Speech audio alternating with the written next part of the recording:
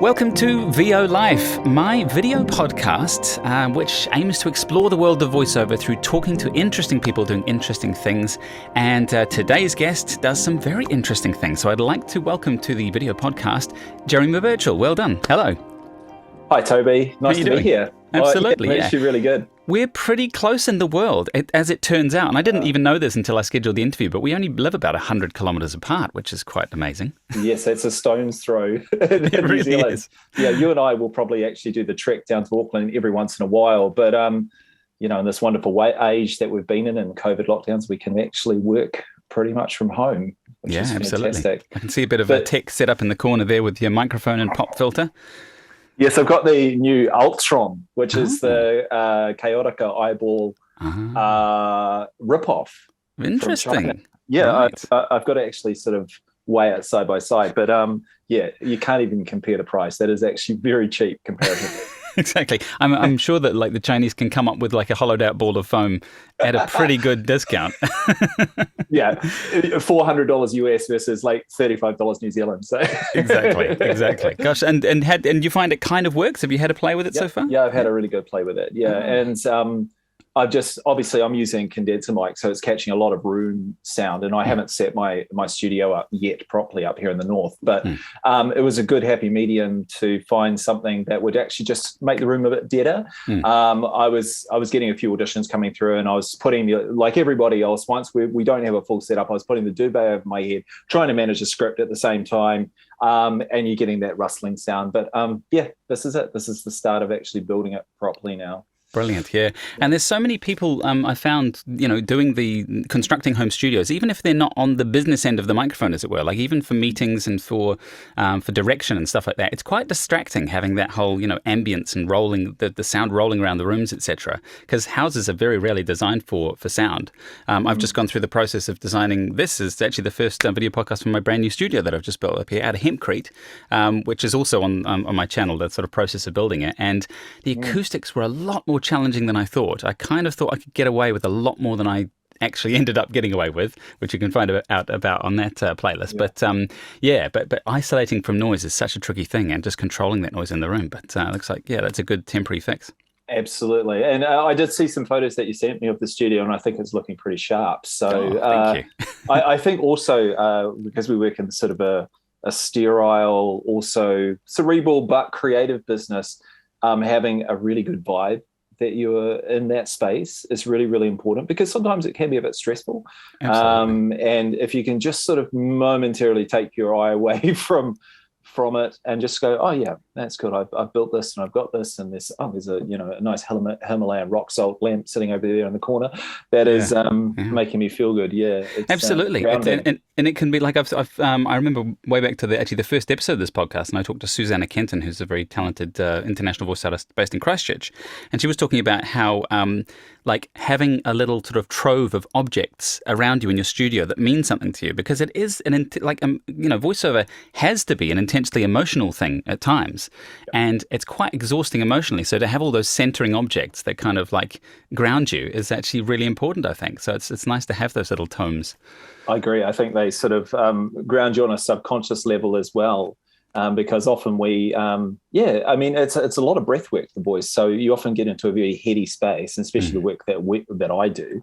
Often we need people to have breaks often. So go and walk outside, go and get some natural light in your eyes. If we're doing 10-page scripts, via Source Connect, make sure we have breaks. Make sure you go and get hydrated, come back into your room, let it air properly, open the window. The environment's really, really important. So yours is looking very sharp. It's looking very sharp. It's a little bit warm in here because the air conditioning goes in tomorrow. So until then, I'm just like opening the windows every chance I get, getting the fans in. But it's that'll solve, hopefully, a lot of my comfort problems. Yeah. Clothes optional. Yeah, exactly. So enough about me. Let's talk about your career as an actor, a teacher, director. Let's go right back to the start. And when did you sort of start performing? Okay. So I came from Masterton in the Wairarapa, so that's a small town of about 19,500 people. Never quite made it to a city. But my mum and dad were both in the arts. My father was an English drama teacher. My mother was a dance teacher. Back then, in those days, I had what they call a learning disability, undiagnosed dyslexia. But my parents saw I wasn't great academically. I was okay. I was doing okay, but I wasn't really thriving and striving. But I did everything else outside of it. I did the arts, I did drama, I did dance. They saw how much I lit up, and I believe that my career in the arts is based on nurture over nature. There are things that I've had to understand that might be part of my nature that have helped me in the arts, and that we can get into that later on, which I think finds me as a director now. So after spending many years there till I was 19, I went to drama school. I applied for Unitec in Auckland, and I did the inaugural year of that in 93. And then it moved, actually it was in Carrington, not Carrington, it was in the old Television New Zealand building off College Hill. And then we moved out in our second year to Unitec. That was an amazing experience. Obviously, 19, 20, I'm not quite a man yet. Even just navigating around Auckland City was enough by bus at that point. And I think the things that I learnt from the Murray Hutchinsons, the Linda Cartwrights, the Michelle Hines, the Sylvia Rands, the Ilona Rogers, Raymond Hawthorns, these amazing people didn't really sink in till well in my 30s until I read, travelled, lived, and I was like, oh, that's right, they said that to me. Or I was a child. I was a young man having an experience, and but I still came out and managed to get work out of drama school after 2 years, and I did children's theatre. I toured the country for a couple of years doing that. I got my first film break in 1998 with a Miramax film called Heaven, and that was an international cast that came to New Zealand. And at that point, I auditioned for it. It was a Scott Reynolds film, and I auditioned for it, and myself and another New Zealander and Carl Urban got into that film.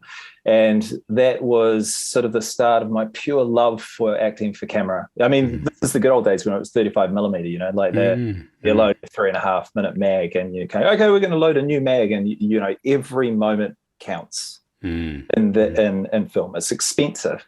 And you watch the rushes the day after they bring you a beautiful film quality in to see yourself. It's interesting, that, isn't it? Like talking about how the technology influences the art. And I did my training right at the crossover between like analog audio, like working on tape, on multi-track tape machines, right when digital audio is coming in, and the Cool Edit Pros, and which is a precursor to Audition and stuff, were just sort of surfacing. Yes. And I think like you lose something by not being involved with those arts as well. Because I also did a summer at a film company, and they were shooting 35 mil, and just that, I don't know, there's something like the smell of it or the feel of it or the vibe of it that you do lose by shooting straight digital now. Like it was a lot more precious, those takes and stuff. Like it's just interesting how that affects the performance and affects the vibe of film sets, isn't it? I think also when a cast and crew come together to watch the rushes, there's a holistic nature to what we're doing at that point. We're looking at it from all aspects. We're looking at it from what it's going to be look like in post, and its colouring, also in its audio, how things are going to come together. And now we can just shoot everything so much. We can multicam things in HD. But I was the same, and there's a really interesting journey between digital to HD. I mean, the ugly digital stuff that happened in the 90s. The DV stuff. And then there were a few people that were trying to still make films in 16 millimeter and even 8 millimeter, trying to actually still afford that. I actually made a film in 8 millimeter, which we had to actually send the films over to Germany to be developed. And then they were telecinied at Park Road. But that we were worried. They was going through X-rays before they were like, of course. Just gives that nice frosty, like overexposed look. Holes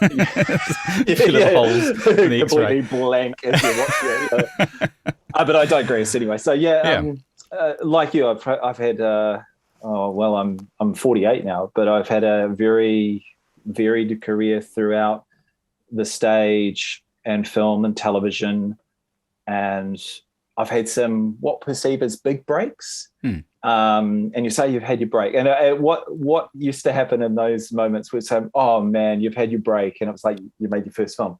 Something comes of it. You don't come famous. You might make a little bit of money. I've saved my money. I always put a bit aside because what was important to me was security. I wanted to be able to have what normal people have, which was maybe a home one day and, actually just have the ability to still keep doing what I'm doing and have the time to do what I'm doing. So I had the foresight in my 20s to actually start that process. I bought my first house at 25. So created that security behind me so that now I can still have the time to do what I'm doing. I don't have to work too hard, but I can actually just focus my energy into my craft. And actually, you know what? Say no. That's the thing. For many years of my life, of 20, 30 years, I had to say yes a hell of a lot. And some of those things I didn't want to have to say yes to, but we did because we needed to make a buck. And it's hard to break that habit, isn't it? Like I've definitely found that in these sort of latter days of my voiceover career, that saying no to something that's like under your budget nowadays, and it's going to be trouble. It's more difficult than it should be. You've still got an instinct that says, absolutely, go for everything. You can just make this money in 5 minutes. It's like, but it's difficult to do that. I mean, there's a whole conversation we could have digressing into that for hours about the ethics of voiceover and what you might say. Would you do a voiceover for Roundup? I don't know. No, I wouldn't. If the money was right, some people would. So where is the line in the sand for you? I have got to a point where I'm quite happy to say I don't ethically stand behind that product. Yeah. And it's interesting to like I tell people to figure out that stuff before it comes up, before there's a dollar sign attached to it. So say like, right, I'm not going to do anything that's unethical, like to this standard, or I don't know how granular you want to get. And like I for example, I have a personal, because I'm not a religious person, so I don't do anything that overtly tries to convert people to another religion or to make people think a certain way. But then stuff comes up where they're like, it's like a YouTube video and we just want to show how beautiful the Bible is being read. And it's like, well, but that, like, the Bible kind of is a piece of art, a very historic piece of art with an angle. But like you get into these things where it's like, but I said I wouldn't, but it's kind of okay. And it's tricky. Yeah, I think you just keep checking yourself. It got like that also across commercials. When I got television programs, I was going out for auditioning. Thing goes, I don't really care about this piece of art, but am I happy doing it? So anyway, I had a side career as a dancer. I danced for many, many years. That was lucky to my mum. My mum had a great philosophy. She said, you'll need as many strings to your bow as you possibly can in this industry. And once we get to a point of talking about directing, I can tell you how my dance work helps me with that. As you as an audio engineer helps you as a voice artist. This is a really big conversation, I believe, for up-and-coming voice artists or people who wake up to the fact of how their life has informed them to get to this point now. I got another big break in 2001, and I got a cast in a sci-fi channel's telemovie called Riverworld. So I got one of the 4 casts in that, and that was signed for 6 series for that. And it never. I waited for a whole year for it to go to a series. I was sort of on a retainer, and it never went. So it was one of those moments that happened, and it's been burnt into my being as something that was just an amazing moment in my life and a possibility of a direction of going that way. But I went in another direction, and I met amazing people. I have the love of my life and my, as my wife, and I have traveled with her, and I might not be exceptionally rich and famous, but I am so grateful to be a working actor, voice artist, and a person that feels that, I have something to contribute. So my teaching has helped me with that. So I think bringing that I'm not an exceptionally famous person to a group of actors and voiceovers and say, you don't have to be. You can be happy working. You can be a blue-collar working artist. You don't have to shine bright. You can just work. And that takes the pressure off in a lot of ways, doesn't it? And it allows you to enjoy the successes that you don't realize that you have. as well. Like all those things that you have done, exactly. That just because you're not a household name doesn't mean that you haven't been successful in your art and it's not, really rewarding and fulfilling. Absolutely. That's So true. tell us about your current role with Grinding Gear Games and Path of Exile. I want to sort of get into the meat. You want to go straight to there? Yeah. Okay. Well, we could. I mean, if there's anything that you think like built up to that in the past. I will actually. I think I will, because in the reason I mentioned that 2001 scenario is the reason I got into voice work, because it was not on my radar. Is that I walked into doing an ADR session, an additional dialogue replacement session for that, and I think this is really important for other people to understand that you never know who's listening. You never know where your next career might be launched from. In that moment, I was just doing silly voices. I was having to do additional dialogue for my character. There was a whole scene. It was a huge scene I had to revoice because there was a lot of atmospheric, artifacts there. There was the sea, and then there was planes flying over. So I redid the whole scene. But in the downtime I was there, I was playing with the microphone and being, I hadn't been to the studio that much. I was a young man, and she said, "You're really good at that," said the coordinator for that film. She goes, "I'm just about to go and work on Power Rangers. Why don't you join the Loop group?" So for, honestly, 20 years, I have been part of the Loop group for Power Rangers, which launched my voice career. Just fill in some people about what a Loop group entails. Oh, yeah, sure.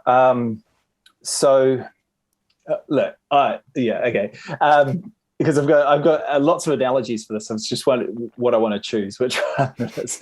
There's like 4 circles of attention, and no, I'm not going to use that analogy. I'll keep it simple. So Loop group is if you're watching a film and you're watching a restaurant scene, and there's a lot of actors in that restaurant scene. There's a lot of people in that restaurant. They're what they call maybe the extras or the supporting cast. You're shooting the main people. They're having a conversation. We're recording that on the day, and it's very, very important that on the day, the supporting actors, the extras, are not talking over top of the main actors. So they're miming. So if we're either working in film or television, we're adding that loop track in post-production. So a group of 6-10 actors will then do a sometimes in English or what they call international walla, or we'll do we'll talk in gibberish. Power Rangers specifically talks in gibberish because it goes to multiple countries, and we call that international walla. And then that gets revoiced onto different in different languages.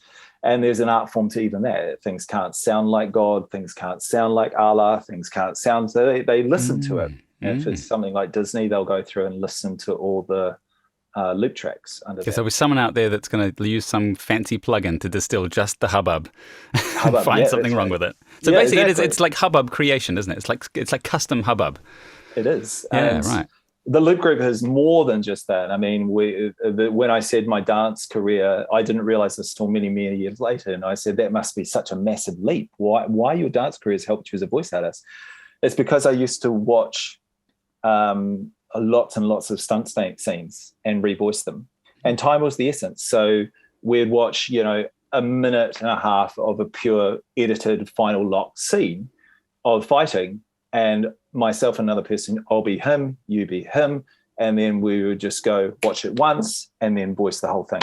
Wow. Like that, and it'd be all in sync. So the reason I got good at that is because my dance career could learn all the choreography very, very quickly. So I believe that was the launch of just being so efficient at doing it and saving time and money. They were, let's get Jeremy in. He's really, really quick. And then that's how I started developing. And I watched and I learned. And I think that's really, really important. You just have to watch other actors succeed and fail. And I was going from one TV show, Spartacus, in the morning, doing 5 hours of loop of pure like that sort of stuff, over then to maybe directing Legend of the Seeker or Power Rangers. So we were working really long days with our voice. And so two things: you need to be very quick, and you need to be able to sustain your voice, and that is a technique that you can learn. Absolutely. We're going to go into that with a bit of voice health stuff a bit later on. Yeah, for sure. Yes, so that arrived, many years of doing voicing and directing and lit groups and ADRs and films led to being at the right place at the right time, knowing the right people, that the phone call came, said, we need a director for Path of Exile. So for those who don't know what Path of Exile is, do you want to give us a quick potted summary of what the game is? Sure. It's been around since 2006, and it was in its beta form in 2006. It was launched online in 2013. It's an RPG game. It's a role player game. So there are 7 player characters, and as a player, you can choose a character, and then you go on this fighting fantasy kind of world where you are going up and having conversations with NPCs, non-player characters, and getting tasks. And basically, it's killing lots of things and getting lots of loot for it. It's a very, very complicated game in its essence, but it's very simple in its essence. So the enjoyment is simple. But the economy that surrounds it is quite and I didn't even realize how much this economy is, but the trade of like digital stuff in these worlds is unbelievable, isn't it? Unbelievable. and what I want to say also, it's a game, it's a microtransaction game, but you don't need to spend money to win the game. There's things that are just artifacts. They're nice things. You can have a nice costume. You can have a pet. You can have all those things. So they started that game 2013 online. It's now on Xbox One, PlayStation, the PlayStation platforms, and PC we have well, isn't it? PC. It started off in PC. So we have Path of Exile, which is the original game. Yeah. We have in development Path of Exile 2, which is a whole new game, and as well as Path of Exile Mobile. So they'll be launching that. So, and there's all these packs that come out, aren't there? There's like once you get kind of sick of the old game, there's just there's a new pack that arrives, and you just basically it sort of upgrades everything and gives you new quests to do effectively, which is that's kind right. of So we have a 13-week cycle, and the 13-week cycle is. We've got it's a massive team, and it's an amazing thing in New Zealand. We've got 160 plus staff working on this game. Some in the studio out in West Auckland, and some from their remote places around the world as well. And there's a full team dedicated to Path of Exile 2, and there's a full team dedicated just to Path of Exile. So what people are playing at the moment is the Path of Exile game. So every 13 weeks, we're creating a whole new what they call league. And the league is basically a whole new adventure where you meet new NPC characters. You will then, of course, embellish your character, and you'll be able to get supporter packs for that, which could mean, or mystery box, which could mean, you're going to get an amazing cloak for doing it. And we have at any one particular time about 1 million people playing the game. Wow. So, gosh, that's amazing. Worldwide. That's incredible that 1 million people at any time is playing the game and listening to all these voices, because with a 13-week cycle, I was just thinking, you're effectively you're recasting every 13 weeks. So there's coming up with new characters. There's a lot of creative stuff going on. It's not just build the game and people play it. It's it's like those titles I want to say The Last of Us, or some of those other big titles where it's you play this path and then that's kind of it. It's constantly just rolling, which is amazing for the creative industry. It is, and it's also creating new challenges in its timeline. So, I've been with the game for 4 years, so I've seen it. I've seen the technology change. I've seen the industry change. I've seen a lockdown. I've seen a pandemic in the process, and everything has had to sort of just keep evolving through it. So if we can't do one thing, we'll find another way to do it. And also, when you take 160 people out of the office to go and work at home, managing all those people to hit a deadline is challenging. So say, okay, we'll just let the fans know we're not going to release this month, and they can do that. They're not their big boss, Tencent, which is China, which owns about 80% of the game. As long as the game is growing and is obviously manufacturing a profit of some sort, they are happy. But we don't have a strict deadline on it has to be 13 weeks. Interesting. So, yeah, I mean, obviously, in the first time when I started, everybody was going into the recording studio. We were auditioning in the recording studio. We were recording voices face-to-face, writer, myself, facilitating, directing, and the voice artist in the booth. So from where I am now, we did probably 90% of that. And now we are flipped it. We're almost doing like 90% Source Connect. 10% of people who haven't switched over the technology. I sit at home on Source Connect now, the beta version of Source Connect, and myself with a writer in another place, and another writer in another place, and we direct the game. Some, and then usually our recording studio native will facilitate it. They'll get a really good quality of the recording, and we might have an actor who's in England who's standing, who's at 4:00 in the morning in their converted wardrobe, screaming their heads off and worrying the neighbours. Worrying the neighbours. I said, I'd always check that. I said, "Are you okay to do this sort of type of work right now?" But isn't that just an amazing feat of technology and creativity? And go back 6 years before the pandemic, it wouldn't have happened. Like, it's really only come together in the last, people were starting to do home studios as it was, and then suddenly the pandemic just made it, go crazy. That's right. We recorded 20 actors, actually 19 actors in a space of 3 weeks, all online. Wow, yeah. And that's studio quality. That's amazing quality, and that's just fired out then to the audio team at Grinding Gear Games, who then, will put all the pieces together and drop that into the software. The thing is also we have an amazing thing called the randomizer, which means we can take, if you have a greeting like, hello, hello, hello, hello, hello, we'll take every single take. And use every single take. Right, yeah. Because the randomizer technology allows the player to be able to come up to the NPC and have a different experience every time they come up to that place. So they're a different voice. Exactly. Like that. It makes so much sense because, if you were playing this game a lot, you'd very quickly pick up that it was just it's just a recording, and it breaks that spell that you're in a game talking to a real person. It's very, very simple. It's scary at the same time because, of course, obviously you might be researching at the moment where technology can be going with deep fake and AI voice, which I think we'll cover towards the end because I want to get your thoughts on where that's going as someone working in that space because, there's this... I won't talk about now, but dynamic AI especially is a kind of exciting as well as a little bit threatening to voice artists. So, when you are, are you casting the voices as well as directing them? You're kind of in charge of voice.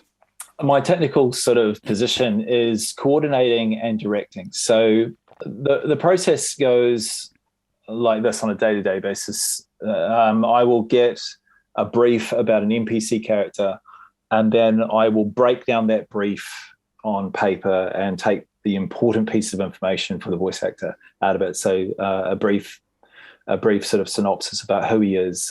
Maybe the writer hasn't quite given us enough description of what the voice, because I mean, if you say it's RP, received pronunciation, you're going to get if actors do their homework at home and they go and work on their received pronunciation, you'll get 400 of those, and sometimes it's not actually what they're looking for. So I have to keep going back and forth to the writers and say, you have probably written this with someone in mind.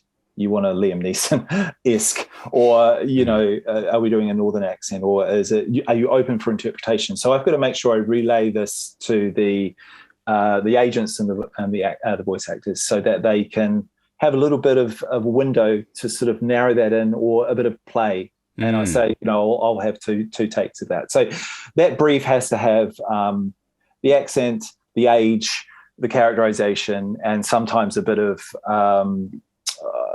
reference to what is going on for that person at that time, and then a very short amount of text, and then I will send that out to the agents, and then we will sometimes say we want a limited amount because they don't want to go through that much. But as I said, literally we were getting 400 at one stage. And I then will have to be discerning. Sometimes, as you would know, something that can sort of disable somebody's opportunity is the quality that they'll send through. Because it's an audition of their studio these days as much as it is an audition of their character, isn't it? I think that's beautifully put. Because, I think it's...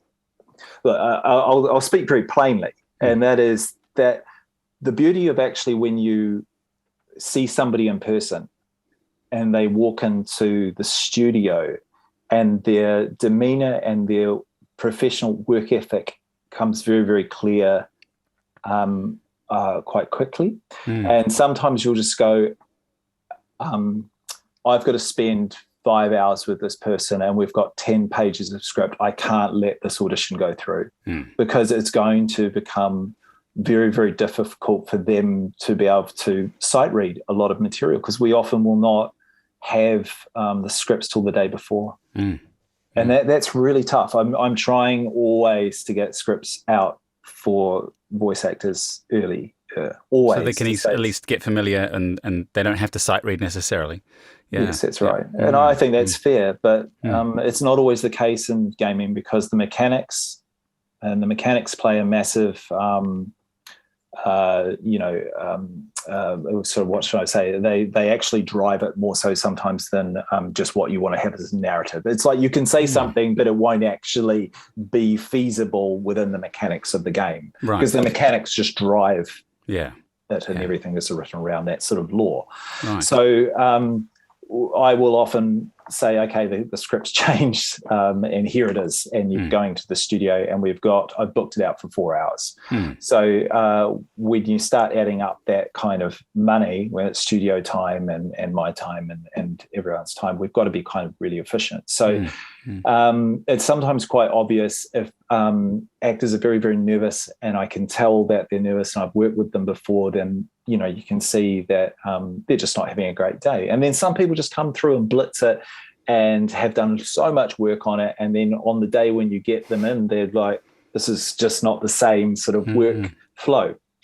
So coming back to now how the mindset has changed into what a package is as a voice actor, artist, is the studio quality, the quality that you're outputting from your home studio is a huge weight in the decision making. Because actually, to tell you the truth, we were actually saying now, if you're based in this town, we will put you in this studio, but we won't often source connect you to another studio, because that's going to double our fee. Like we'll do it sometimes, because we have reoccurring characters that come back. Right. Yeah. And good actors work anywhere. I've recorded people all over the world because they're working in different parts of the world. I remember trying to find a studio in Bournemouth, and like in England, I managed to find one. I put it out there, and he just said, "Oh, I've got a little, studio. You can come in here." And he went in there, and he was really apologetic. "Oh, you want me just to transfer it over?" And it was like, "Yep, that's cool. And it sounds really, really good. We've got the actor in there. We managed to make it work." But it's incredible now that we are just asking, have you got a home studio, or have you got access now to get to the studio in Auckland?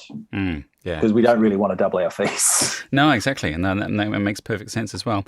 So talking about the kind of things that people can bring to the role, because I'd like for people to get from this, to basically make both of your jobs easier. People don't necessarily know what they need to do when they're auditioning, and you don't want to listen to a whole lot of stuff that's not useful. So it's in everyone's interest to kind of agree on what the do's and don'ts are of auditions. Because is it true that when you're casting stuff, you can usually tell within about 5 seconds? It's fairly brutal in terms of this is either on the money or not on the money, and then you'll get a bunch of on the monies and then go from there. But how ruthless is that procedure, and what can people do to improve their chances? It's a good question. Also, I mean, I definitely have an opinion over what's an amazing sometimes interpretation of the voice. I don't ultimately choose it at all. That goes through a panel of three people, so a team of people, and I'll be really surprised sometimes of their vision, and it's got nothing to do with honestly the ability of the voice actor. I'm going, wow. Usually when I'm talking or teaching, I try and tell voice actors that it's sometimes don't overcomplicate it by going against the stereotype. Always start working with the bluntest part of a characterization, because subconsciously what we do as an audience, if we see the physicality of a big man, if we're going juxtaposition, sure, going to have a nice little voice for a big man, but a big gravitas man, bald, who might look, like he's just stepped out of the bush or the jungle or something like that, I think we can pretty much narrow that window down quite quickly with audio. I can't give you an exact example, but when you just go, that just feels right, it just is right. It's I often find that it's so archetypal that that is often what is chosen. It's it's actually your first instinct. I don't know, do you work from instinct? Because I, as a voice actor, work a lot from instinct. Yeah, absolutely. Like and intuitively, like there's so much that you intuit once you have done something for the 10,000 hours, because you've just seen it enough times and seen what works to just go there straight away. What I feel like has changed and is making lots of people nervous in this world, and I've talked about this in a bunch of different interviews, is like the politics and the identity politics of the world is making like those obvious choices more difficult, because there's more and it's really tricky with audio, especially because you have to rely on certain stereotypes just for people to get things quickly. Like if you want the sound of what's a good example? But like sounds have these innate qualities that we just associate with other things, and they become stereotypes, and that becomes the way of doing things. And so we've traditionally just sort of used those in terms of voice casting too. But like now it's trickier, because like there is all this, we need to be inclusive. Absolutely. Like the industry has got to remain inclusive and not just cast your friends or people that look like you. And so taking the kind of the person out of the equation and just casting for characters, I think is the best way to go. But like it has swung a little bit towards the other way, but I feel, it's not that affected. Do you find that the inclusivity thing has made your job more difficult, or? I think if you can change between the commercial factor of voiceover, the radio, television, commercial factor, this, and I know this as well. It used to be you were very conscious of a voiceover. That's a voiceover artist doing that kind of voice. Now it's the everyday man. It's the anti-voice now doing that work. Totally, yeah. Androgynous. It's like it won't be so applicable to people that aren't in this country, but the Bunnings ads don't have people that are actors. They choose people that work in the store to do it, and that's acceptable. That is acceptable to hear somebody that does not sound like a voice artist selling you a product. Now, how that sort of transcends now over into the character work is, I would say, how we need to find new. It's a hard thing to explain, but because it's transcended it's transcended now through a movement of what we expect into now the downplay of things. I do not know how to describe this. It's become a lot more nuanced. Cerebral thing. It's way more nuanced. Yeah. As I said to you, when three people have to choose something, I'm sometimes very, very surprised, because I say I don't believe that voice would come from that big man or that very flirtatious-looking woman. They're very good at writing characters for women. And that go against type, and I'm very, very impressed with that. And often it's been men that have done that, so they've been very, very clued and switched on about their players. When we're trying to find character, and you've probably what I am impressed about sometimes with people is the more than words, is how the character breathes and how the character sighs and how the character finds its nuances around just the dialogue. So it's not sometimes just dialogue, especially with character work. It's the breath into the work. So it's, well, mate, I want you to go over here and I want you to do this. But, oh, God. And that gives you a life, a round of struggle around the character. Rather than this, yeah, mate, I want you just to go over there and I just want you to do this and I want you to do that. It gives us no life. So we're always working towards creating something that feels quite real, entrenched in that world. Yeah. I call it the more than words, which is, the breath, the effort, and everything else around it. Something that is the struggle of the character and the nuance in that. But I've had many discussions with people around heroes and anti-heroes. And when we're playing goodies and baddies, you're sometimes never going to approach, a baddie like, up here doing all this sort of stuff, Yeah. And this is comedy, which is hilarious, It is. And unless it's juxtaposition like that. If we're doing that kind of thing, there is something that just has the light and the shade to something. When we're just varying degrees of light and shade in there. Accent, weight, especially in the Path of Exile world, we don't, unless they're bosses, and people who don't know what a boss is just purely evil. That's just purely bad. NPCs and characters are a shade of both, and they're a shade of good and they're a shade of bad, especially in this kind of world of Path of Exile. So we've got to kind of always be walking that middle ground where someone can go into that very dark or that very light place. And it also, the delivery on expositional material, because that's what it is. It's exposition all the time. There's very little subtext to what you're doing. There can be. I mean, you can do that with the more than words, with the, that tells you how you might feel about something. But you're imparting a lot of knowledge and a lot of information for the player. It's exposition. And we've got to be able to listen to that a lot. So that is a huge factor in choosing an actor as well. You kind of be, am I actually listening to this? Am I getting the information that I really, really need from it? And can I listen to it for the next, 3 or 4 hours? And also, whilst we then go into the process of recording, once someone's chosen, they need to also be reminded that the listening ear of somebody that is listening to your material for the very first time, slow it down by 20%. Don't attack it as hard as you actually think you're attacking it. Slow it down by 20%, which then informs the character yet again even more. Once you start slowing faster. Yeah, I'm going to be talking up here. I'm going to all that sort of stuff. Yeah, well, actually, mate, I'm going to actually.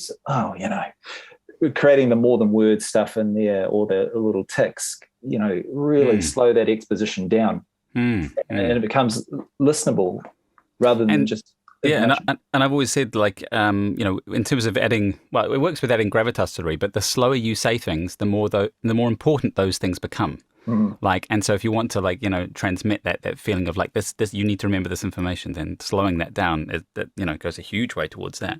Going back to your, to talking about voice selection and exposition things, a few of the clips I listened to with Path of Exile, especially in the early days, there was some quite how much does being an unusual voice play into it? Like something new? Because I listened to some voice and I was like, gosh, that's an interesting accent and kind of pitch.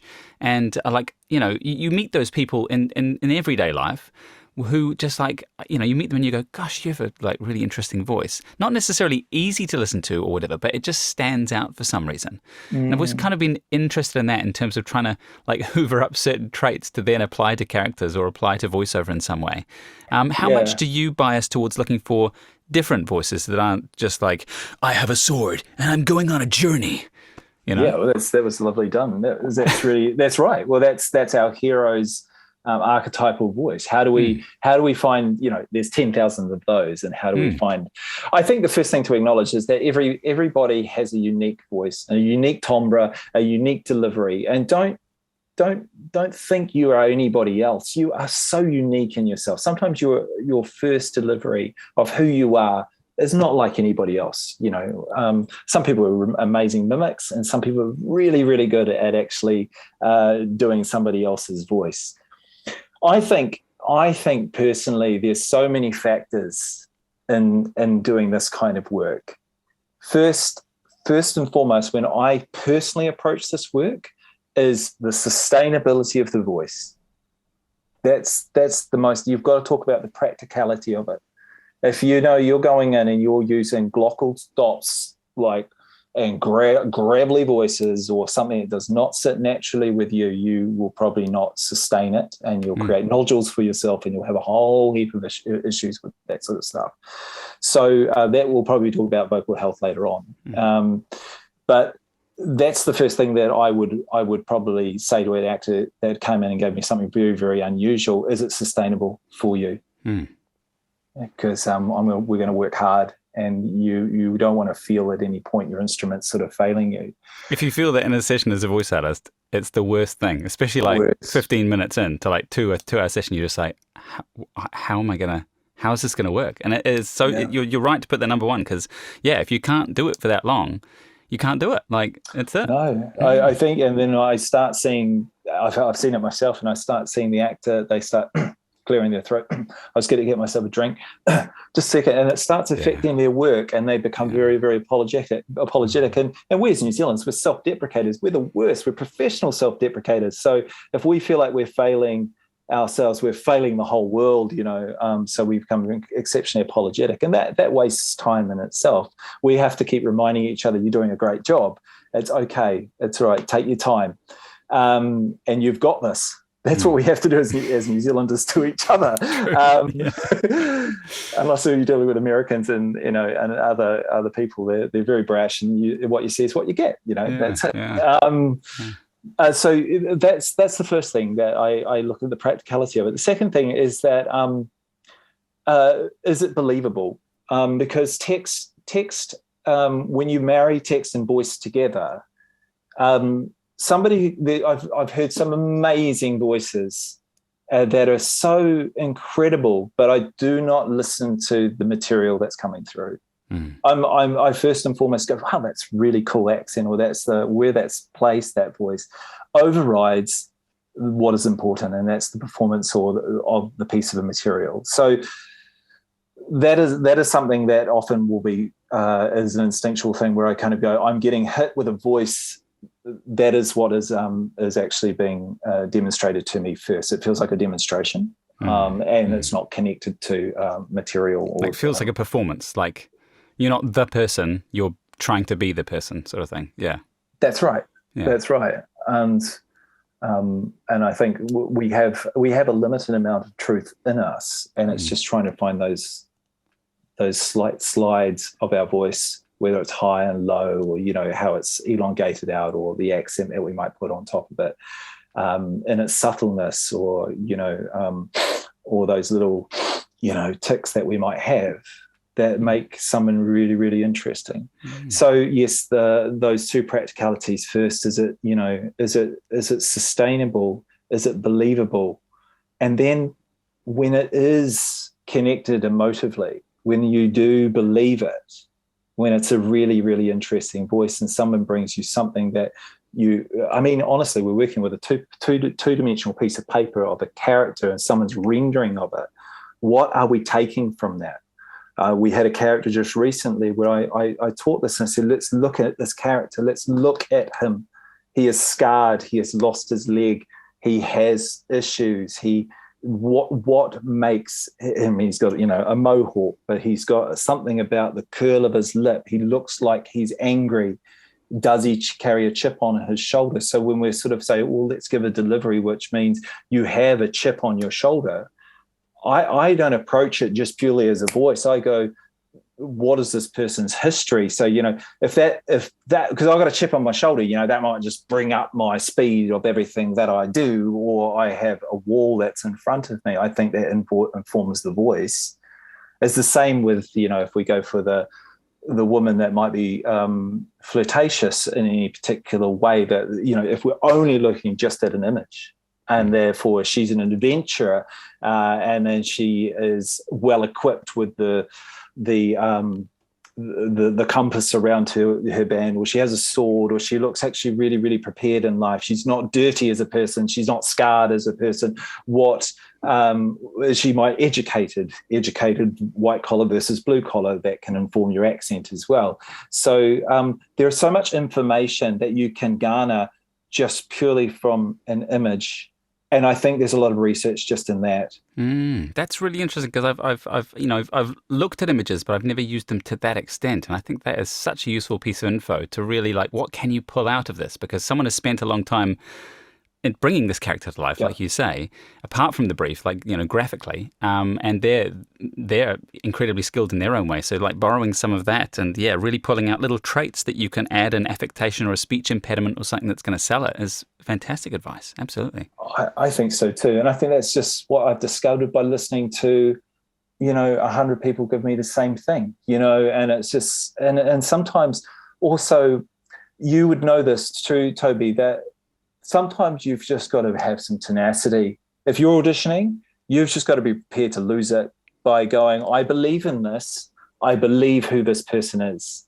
And that pays off. That's what sets you aside from, 100 other people, where you kind of go, I believe in this. And if you can line up all those things, which is the sustainability, the believability in the character, the actual emotive content of the script, and also, those, you've really studied the image of somebody's artwork and that they have given you clues and little breadcrumbs along the way. And then, look, if we get into the deepness of the real, of where you come from as a voice artist, your experience in life and the people that you meet along the way, that person reminds me of that. That person I met in England, or that person I met in Israel reminds me of this person. And then you start embellishing these characters with people you actually know, and or things that you have studied and things that you do. And that's the beautiful thing about getting older. If you become a student of life, you watch and you look at nuances. And I've heard some incredible, not just voice art, but people who have incredible voices and just ways of being. And you go, wow, I'm just going to take a little bit of that sometime and then inject it here in some character somewhere. Yeah. And that makes, I believe that makes it believable, because that is your own personal experience being translated into the work. Totally. It makes it authentic. Authenticity these days in voiceover is like, it's really swung from, like you say, from like the old school, I always use the example of the Harvey Norman ads, or the voice, where you're trying really hard to do that voice. And now it's just the complete opposite. And they just want to hear real people doing real things. And that's what people connect with. It's so interesting. The anti-hero, It's not 30. It's not 50 words in 30 seconds. It's now 15 words in 30 seconds. It's like we want to feel life is accessible, and we've talked about so many things. Like we've talked about 35 millimeter, which was so expensive to do, to the point that we can just record and record and record and record. We can make movies now. We can make things from our home that are just so incredible. But do we? Has the technology made us better at making things? I mean, we've got studios that are better. We could make albums out of stuff. We could make platinum albums out of stuff. Creativity can never be replaced. Genius can never be replaced. But discipline also is something that needs to be taught and learned, especially, you strike me as a person who's very disciplined, and you want to learn and you want to better yourself in your craft. And you're not afraid to sort of throw yourself into that. And I really admire that. I could take a bit of what you do into my life. I'm not afraid to say that. And I think we can all learn from each other. I mean, I think the future and the technology is what's going to be coming out of people's bedrooms is going to be just incredible. I think Hollywood, and I think, the gaming companies and all these things must be scared on so many levels in regards to their revenue and their worry about, I don't watch television. I watch YouTube channels. I watch monetized YouTube channels, and I love it. And it's because I'm watching people renovate French chateaus in real time, and I'm watching their seasons turn into their spring, and their challenges, and that is amazing to me.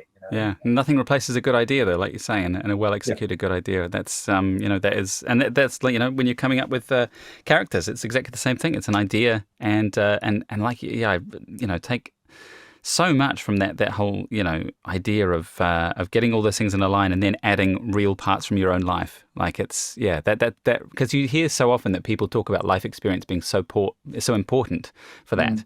And that's the reason why. It's because, you build this out of, you make a patchwork quilt out of all this interesting fabric that you've come across, and you end up with a really interesting blanket as opposed to like a white cotton one that you could buy in Farmers, That's right.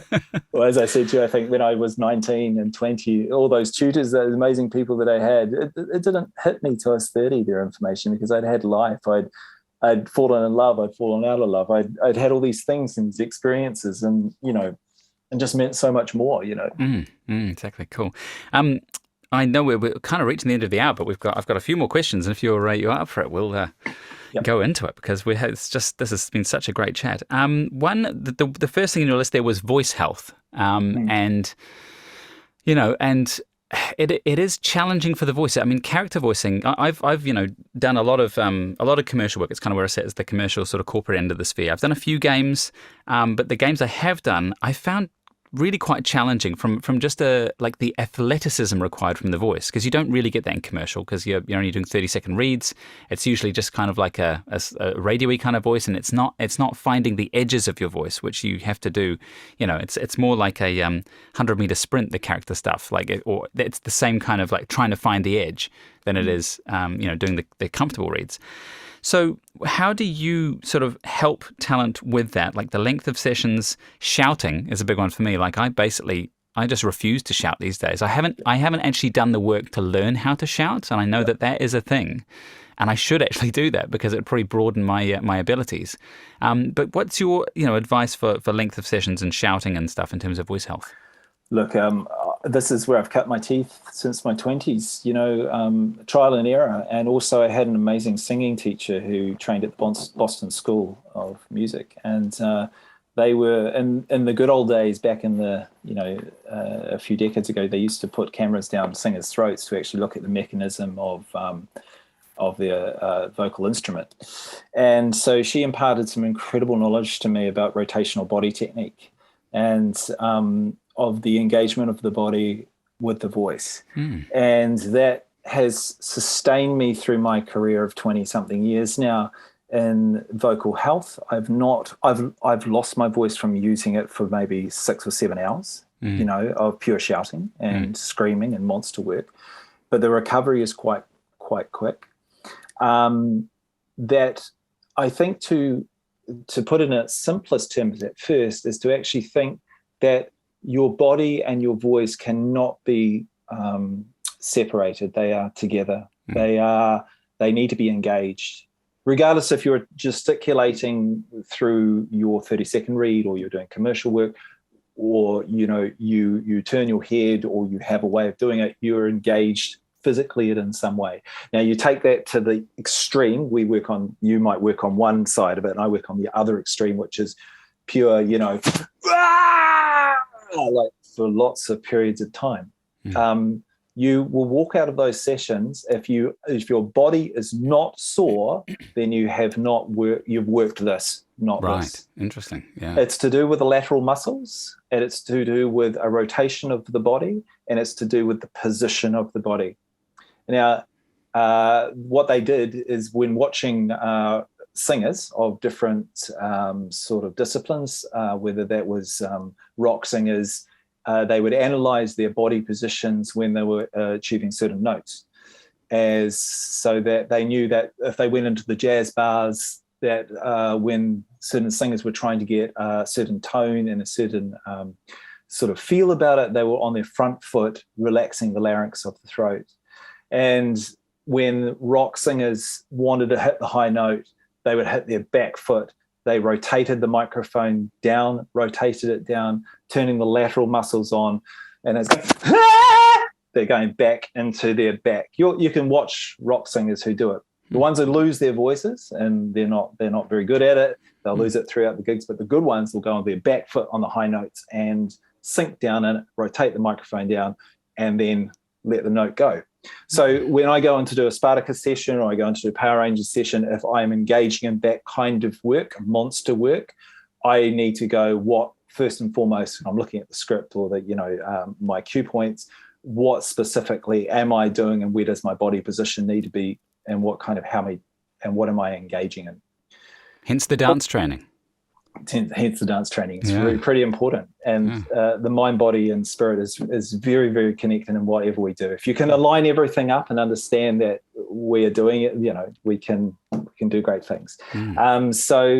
It's very important, I think, to just engage first and foremost your mind and body, and start experimenting with this kind of work. Shouting is definitely something that you need to engage your lateral muscles and your back muscles in doing. If it's not, you're going to work this part of your body, and then you'll lose it very, very quickly, and you'll start getting phlegm build up. Now, phlegm, there is the first sign that your throat or your voice is trying to protect itself. So it's creating a layer coat over it.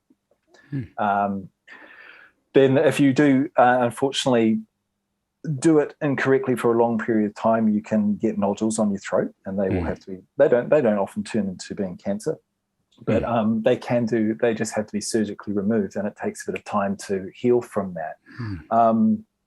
I don't know. I think also this is the kind of work that is on an individual basis, because everybody holds certain tensions in their body, and breathing and meditation work releases a lot of childhood traumas. It's incredible when I work with students about how much trauma or relaxation or lack, or how much they bring into the studio with them. There's quite a bit of baggage from everybody, And when you start doing this kind of work, which is very, very heightened, and I've seen actors completely fall on the floor and pass out because they've reached their physical and their mental capacity of doing that kind of work. It's fun, and that's the first of all. It's so good. It's so good. Yeah. Well, hence also why it's so important to really align yourself with the character that you've created and bring authenticity to it, so it feels like a natural thing to do rather than forcing it to do something. And I mean, is it something that you build up over time physiologically as well, as well as mentally? But is there a physiological limit? Because I feel like if I shouted all the time, I'd build up a tolerance. I look at I don't know, vocalists like Zach De La Roca or someone from Rage Against the Machine, who just literally his career is screaming, and he seems to be able to sustain it. And I'm just like, I can't even do that for 10 seconds without suffering the consequences the next day. And there must be a kind of a physiological component, I would think, as well. Yeah, I think it's easier. Yeah, it's called get the check. Get the check at the end of the week. It's kind of like that. I mean, when we were doing it 2 or 3 times a week, and we were suffering, we had to. I mean, some people just do it instinctually, and they go, "This is how I sustained it," and it becomes written into your body. You immediately know how to turn it on and turn it off, and like I do now too. That is just like you. You would probably, if I videoed you doing a certain type of work or a certain type of accent, I bet I could probably pinpoint different physiologies of the way you turn your head or the nuances of that sort of stuff. It's not even, it's subconscious now. Yeah, and for different accents as well. Each accent has a different posture, sort of thing. Whether you're talking out the side of your mouth, or it's and that's a really interesting thing about the voice placement. But yes, I agree. I think it becomes eventually a cerebral point that you start here, and you're going, I'm failing at this. Okay, I need to start working this better, and then it becomes into your body. And it's like I know how to do things that I haven't done this for 3 or 4 months, but I know how to do cross-brain stuff. It's there in your body. It's like a cricket player who knows how to pick up a ball and throw it directly at the wickets. It's the same as playing sport. So you just do learn, you learn how to form those postures and protect your voice, I suppose. Yeah. Lateral muscles, your glutes and your posterior and all that. It all just sits in the right place. Yeah, cool. Oh, that's very interesting. A couple more things. One relating to that last one: exertion scripts, because I've always struggled with everything ends up just sounding like sex noises. And it gets kind of embarrassing, and kind of you're like, I'm climbing a rope, running, jumping.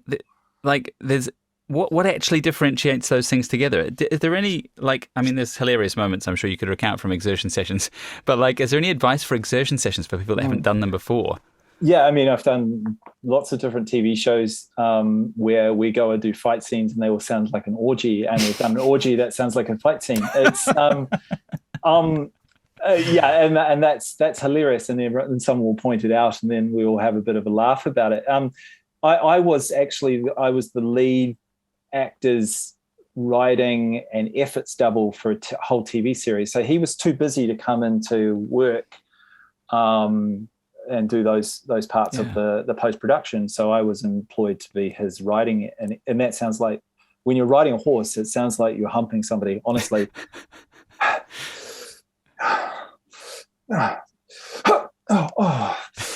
You know, and you realize, you go, should I get paid for this? It's kind of weird, isn't it? It's a bit strange. Yeah. It is amazing, isn't it? It's strange. But then also, I've been in a session with 10 actors, male to female, and we were voicing an orgy for a specific show, Sword and Sandal show. And then and you go, this just sounds like a battle.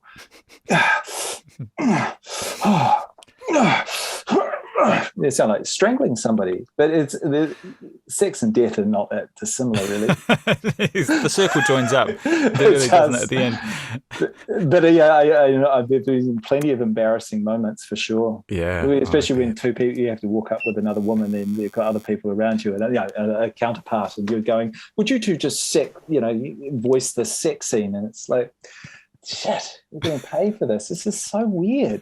Isn't this weird? I'm all with it. And you go, I wish they were streaming this, because this is really interesting, you know. Yeah, exactly. Interesting work. So I don't know if I can answer how you'd make it better. I think it's just, yet again, also this kind of more than word stuff that's happening around it, the effort stuff, is got to be based in truth and real. You obviously, if you were playing the screen back and you're doing it to the pips and that sort of stuff, you were actually looking at the technicality of actually just dropping it at the right time, you know. Yeah, exactly. Yeah. But for games, obviously, you know, usually it's like, you know, 5 times rope climbs, like falling lots from of it. and death noises. I was just amazed at the variety of death noises. It's like, you know, death by falling from 50 meters, death by falling from 10 meters. Oh, look, let me tell you the whole gamut of them. So you'll go, okay, we just want 12. Start with 12 attack sounds, defense sounds, then screaming sounds. We want 3-second screaming sounds, and then the screaming sounds that you fell off a cliff. Now, there's a difference between falling off a cliff and throwing off a cliff. So you go, that's falling off a cliff. Then getting thrown off a cliff is like someone threw you, like it's a surprise. Yeah. And there's the suicide deaths, which that you are impaled on something. Oh man, the nuances, they're very good. People are very, very good at it. But there are actors, and it does worry me when they say, I will not do it. And they tell me after they're cast. Ooh, yeah. That's tricky. Yeah. It is tricky, because I know that their voice is their instrument, and I be as respectful as I possibly can with that. And we don't push it as far as I say, what is your limit on this? Can we do 5? Can we get 5 screams? You know, but I think also that's really, really important. If you're going into this kind of gaming work, there is this kind of work that has to be done around your character stuff. So you will have to be, potentially, if you are cast in this sort of stuff, try and be as transparent as you can in regards to what you might and might not do, but be prepared that you will be asked to do these extra things, often at the end of the session. We do 30 seconds of sprinting, you know, another 30 seconds of being sprinted by being chased, you know, and end up very lightheaded and on the floor of the studio after. Yeah, if you're lucky. Especially, I mean, if it's like, if someone's got a studio breaks or something where they've like walled themselves in, I've like heard of voice artists who just like, by the end of it, they are just drenched in sweat. There's water running down the inside. The mic's starting to fail because the humidity's too high. It does get a lot more intense than I think most people think. Absolutely. You're soaked, and you've got to keep yourself hydrated. But also, if you're a good director, like if you're a person, I've been a voice actor, so I know what actors need in regards to breaks. I have to say, we're taking a break now, guys, so come back in 10 or 15 minutes. Totally. And don't be afraid just to say, hey, look, I need to get a warm cup of, you know, a water, a break, I step out for a bit. And it makes so much difference, just having that little break. Totally. You know, if don't talk during your break, don't call anyone.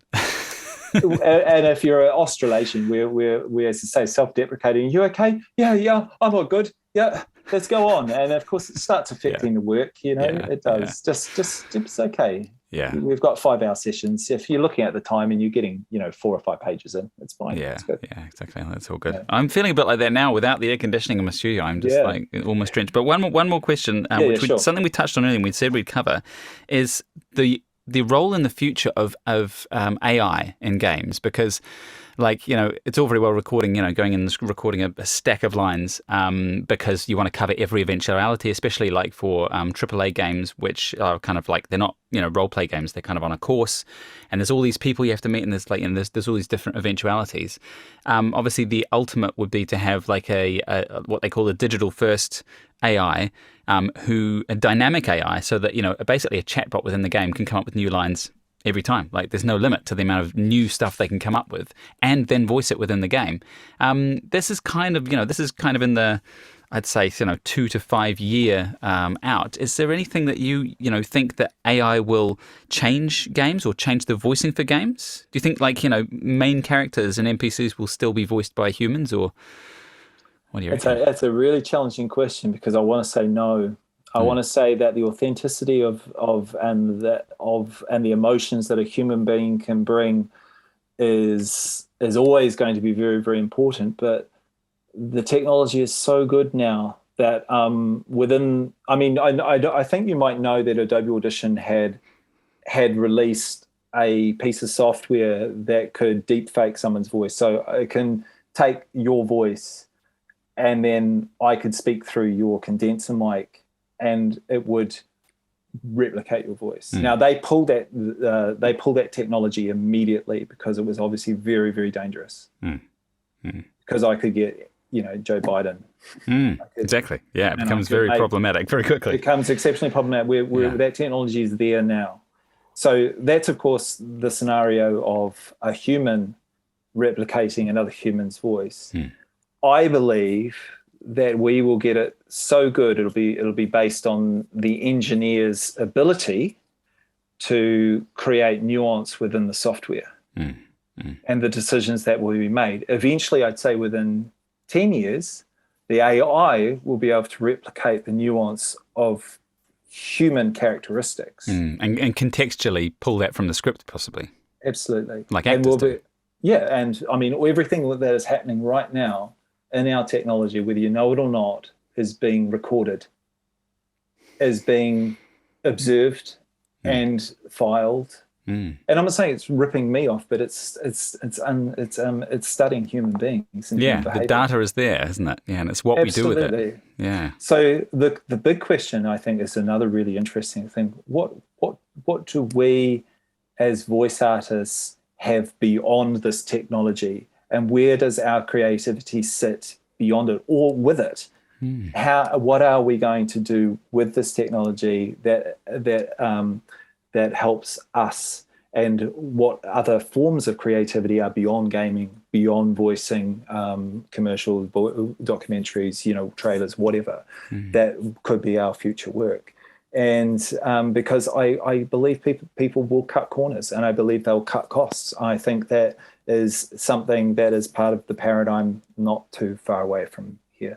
Yeah. The economic incentive has always been the driving factor in the past, isn't it? So, absolutely. And there's voice banks. I mean, this now, working in audio engineer, we can go in to grab 50,000 variations of somebody screaming or a baby crying. We can just search on those voice banks and then pull that piece of information. We don't need to bring somebody in to do that now.